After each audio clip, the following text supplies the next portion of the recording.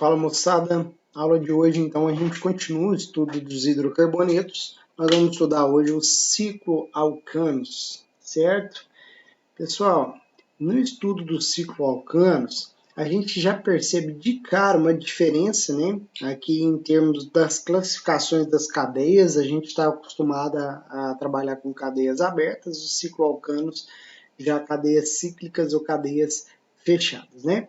Lembrando que a formulinha para definir a estrutura de um alcano, a gente utilizava essa fórmula CnH, o dobro de carbonos mais 2 unidades, né, para achar essa formulinha. Por exemplo, composto com 3 carbonos teria 8 hidrogênios, né? E aqui os cicloalcanos, eles vão ter a cadeia saturada e fechada, né, formando ciclo a partir de 3 carbonos. E toda vez que a gente acrescenta uma insaturação ou fecha a cadeia perde 2 átomos de hidrogênio. Então a formulinha passa a ser CnH2n. Então, enquanto um alcano de 3 carbonos tem a fórmula C3H8, um cicloalcano de 3 carbonos tem a fórmula C3H6, ok? E aí, a partir então de 3 carbonos, 3, 4, 5, sendo que a partir do 5 a gente já tem ciclos bem estáveis, tá? Abaixo de 5 os ciclos já são pouco estáveis e a gente vai discutindo essa questão também, tá? Também a gente pode ter compostos bicíclicos. Os bicíclicos eles têm anéis fundidos ou em ponte, tá? Tá aqui representando a ponte, essa ponte aqui, ok? Também pode ser encontrado compostos dessa forma. Para nomenclatura é bem simples. Se a gente tem um composto monocíclico, o que faz? A gente conta o número de carbonos e adiciona esse prefixo cíclico. Então, um composto com 5 átomos de carbonos na cadeia principal, né? A gente chamava isso, se fosse um hidrocarboneto de cadeia aberta, de pentano. Agora, nós chamamos de ciclo pentano. Bem simples a regrinha para fazer esse tipo de nomenclatura, né? Se tiver um substituinte, para o cicloalcano com substituintes, a gente não indica a posição desse substituinte. Então, aqui, ó, por exemplo, em vez de escrever um metilciclopentano, eu escrevo somente metilciclopentano, certo?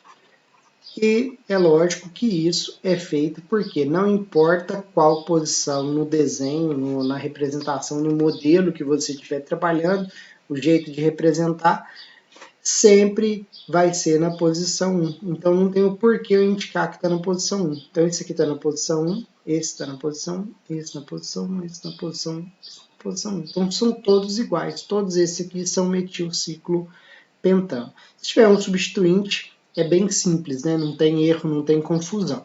A partir de 2 substituintes, a gente já tem que começar a tomar cuidado, né? Porque se tiver 2 substituintes, nós vamos numerar a cadeia, o anel, né? A gente vai numerar em ordem alfabética. Então, o que tiver procedência alfabética, né? Que ele, nesse caso aqui, eu tenho um substituinte etil e aqui o terc-butil, aí esse aqui vai vir primeiro, então esse é o carbono 1, e o mais próximo do segundo substituinte, a gente coloca aqui 2, aí vai 3, 4, 5 e 6, ok? Então essa é a forma aqui de numerar. O resto é da forma que vocês já estão acostumados, né? Então a gente vai indicando a posição desses substituintes justamente na ordem alfabética, que é na ordem da numeração mesmo. Então vai ficar aqui, ó, 1, etil, certo? 3, terc-butil ou T-butil. E agora o nome da cadeia principal com 6 carbonos, ciclohexano. Aí tem aquele negócio do H que eu já falei para vocês. Pode colocar ou não, né? Então vou colocar aqui sem um H, ciclohexano, certo? Tem livro que vem com H, tem alguns sem essa letrinha H do hexano. Então vai ficar 1 etil, 3 terc-butil, ciclohexano, a nomenclatura desse anel aromático. Vamos para o próximo exemplo, a próxima situação, que é aquela em que tem 3 ou mais substituintes. Olha só, eu já deixei numerado aqui 3 situações. Ó. Uma está em vermelho, em que a gente tem aqui esse substituinte, vamos dar o nome para eles primeiro. Esse daqui com 3 é o propil. E aí, quando a gente tem o propil, ele tem aquela outra possibilidade, né? O isopropil ou o secpropil. Se tiver a cadeia linear, a gente chama de N-propil, né? Aqui no carbono 2, nesse carbono 2 aqui vermelhinho, a gente tem o grupo metil. E nesse outro carbono aqui, o grupo etil. Aí a gente tem 3 numerações possíveis, né? O propil recebendo a numeração 1, aí depois 2, 3, 4, 5, 6, essa em vermelho, né? Os substituintes vão cair na posição 1, 2 e 4, ok? Se você começar a numerar ele com A1, a gente pode vir aqui a 2, 3, 4, 5, 6. Aí o substituinte vai estar na posição 1, 4 e 6. E a outra possibilidade, a gente pode colocar aqui, teria outra, esse aqui recebendo a numeração número 1, né? Mas eu coloquei 3 possibilidades para vocês entenderem essa situação, né? Que é essa aqui em azul, o etil recebendo a numeração 1, esse aqui está com o número 7, não sei porquê, eu acho que eu me empolguei. Então aqui, ó, 1, 2, 3, 4, 5 e carbono 6. Nesse caso, o substituinte ia cair no carbono 1, carbono 3 e 4. Quando a gente for numerar, qual que é a dica que eu dou para vocês? Pega aqueles substituintes que estão mais próximos uns dos outros, igual esses dois aqui, e numera com o número 1 aquele que fica mais próximo do último, né? Então, esse daqui, um vai receber 1, o outro vai receber o 2. Então, esse daqui, como ele está mais próximo do último, ele recebeu o número 2. Essa regrinha que eu utilizo, foi dessa forma que eu aprendi a fazer essas numerações. Mas então, se você não entendeu essa regrinha que eu acabei de falar, esse macete, você faz as possibilidades e soma os números, conjunto de números. Ó. A primeira aqui em vermelho, a soma vai dar 7. Essa aqui em verde, a soma deu 11. Né? E essa daqui deu 8. Você sempre vai escolher a que der o menor conjunto de números. Então, essa numeração em vermelho é a correta. Então, seguindo a ordem alfabética, vai ficar 4 etil, 2 metil, 1 N-propil, ó, etil, metil, N-propil. Ciclo hexano, que é um anel de 6 carbonos. Então, através de uma regrinha dessa, você consegue fazer essa numeração, né?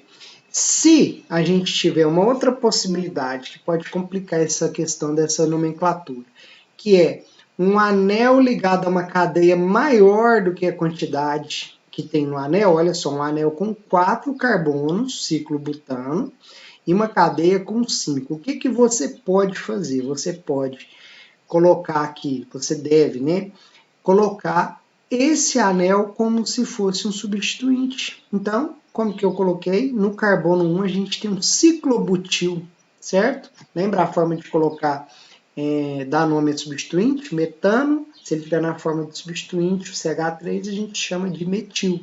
Etano, etil, né? Então, um sufixo il. Então, aqui sai ciclobutano, sai o ano, entra o il. Então, ficou um ciclobutil e a cadeia principal, pentano. Se tiver mais de um ciclo ligado a uma cadeia aberta, o que a gente pode fazer? Numera essa cadeia, como se fosse uma cadeia principal, né? E dá nome aqui para os substituintes. Ciclo hexano vai ser ciclo hexil. Então, aqui a gente tem 1,3 no carbono 1 e no carbono 3, nós temos o ciclohexil. Então, ficou 1,3 de ciclohexil. E a cadeia principal com 3 carbonos, propano, ok? Então, dessa forma, vamos ver aqui mais um exemplo que eu trouxe para vocês. Aqui, nesse caso, com 2 carbonos, resumindo as nossas regrinhas, o carbono em ordem alfabética, a nomenclatura em ordem alfabética, aqui vai ser o carbono 1, esse o 2, esse aqui o carbono 3, 1 etil, 3 metil, ciclohexano, são 6 carbonos, né? Se tiver 3, igual eu falei para vocês, chama, ó, os dois que estão vizinhos. Esses dois carbonos aqui estão vizinhos, né? Eu escolho aquele que estiver mais longe do último, né? Então, como o carbono 1 e o segundo sendo mais próximo. Então, ficou 1, 2, 3, 4, 5, 6. A numeração pode ficar do lado de fora, fica até melhor, tá? Tem que colocar dessa forma aqui não. Ou então, você coloca todas as possibilidades que você encontrar e escolhe aquela que der o maior conjunto de número. Olha só, 1, 2 e 4, igualzinho aqui no meu macete que eu passei para vocês. Então, no carbono 1, no carbono 2 e no carbono 4, nós temos os grupos metil. Se são 3 grupos metil, trimetil. Ciclo hexano, que são os anéis de 6 carbonos. Então, com esse exemplo aqui, gente, nós vemos a nomenclatura, vemos a cara desses ciclos, as regrinhas, e na próxima aula a gente vê a estrutura, tentar discutir essas estruturas do ciclo hexano, do ciclo alcanos, ok? Valeu, gente, até a próxima aula.